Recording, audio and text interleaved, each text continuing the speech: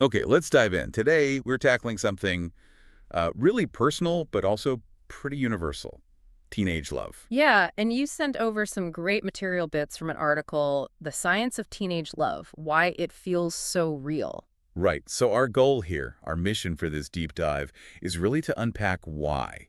Why does that first love or that big teenage crush feel so intense, so overwhelming? And maybe why it sticks with you, right? We're going to use the science and those sources you share to try and, get a handle on that whole emotional whirlwind. Think back if you can. Do you remember it? That flutter or that almost electric jolt when you saw them? Or that song, the one song that suddenly meant everything. Exactly. It felt incredibly real. Yeah. And the sources you said, they validate that right away. It feels real because, well, especially for a teenage brain that's still figuring things out, it is real. It's a powerful experience. And that's really where the science part comes in handy.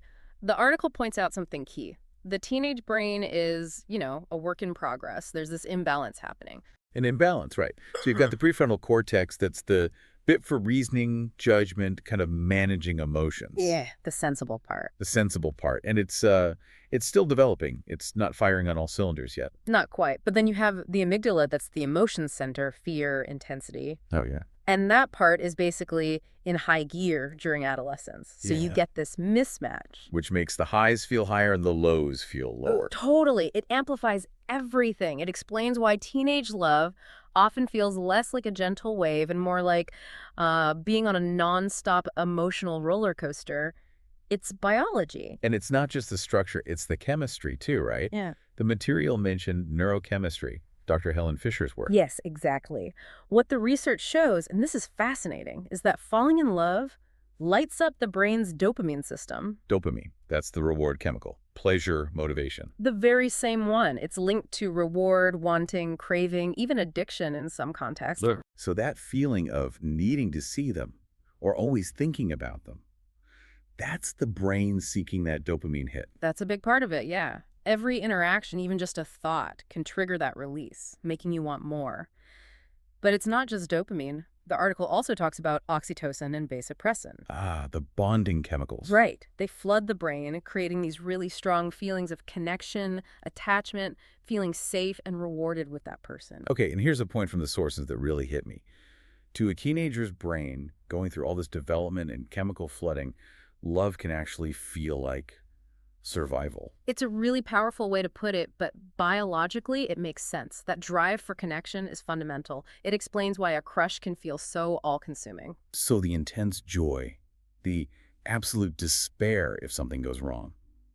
It's not just being dramatic. Not according to this science, no. It's rooted in deep biological responses. The brain is reacting powerfully to something it perceives as incredibly important for belonging and connection. And on top of that, the source mentions heightened emotional reactivity in general during those years. Hormones are shifting, sensitivity is up. Absolutely. It makes those already strong feelings feel even more vivid, maybe harder to regulate sometimes. And it's why, as the article says, it's completely normal to find your thoughts just constantly circling back to your crush.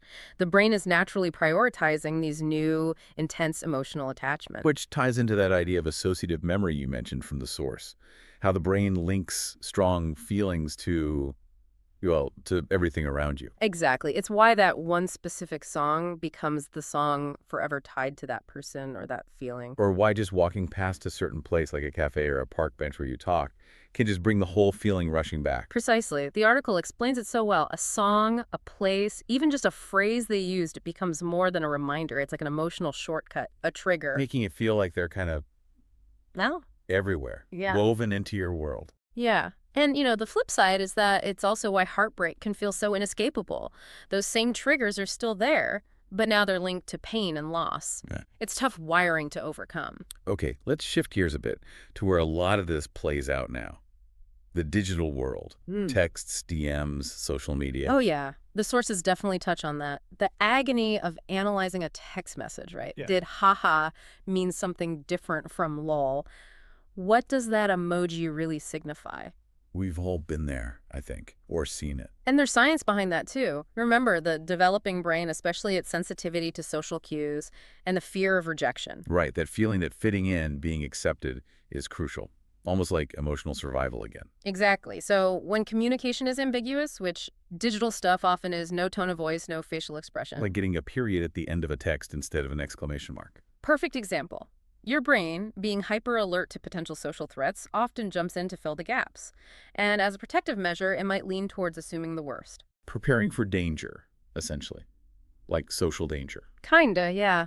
It's trying to keep you safe from potential rejection or hurt. So how does knowing that actually help you when you're staring at your phone, stressing?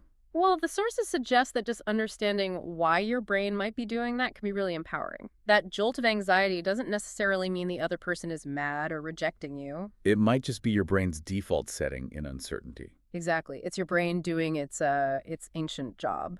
Knowing that might give you that space to just pause, take a breath, and not immediately jump to the worst conclusion. Uncertainty doesn't always equal disaster. Okay, so the sources also get practical, talking about signs. Things you might notice that are rooted in all this biology and emotion we've discussed.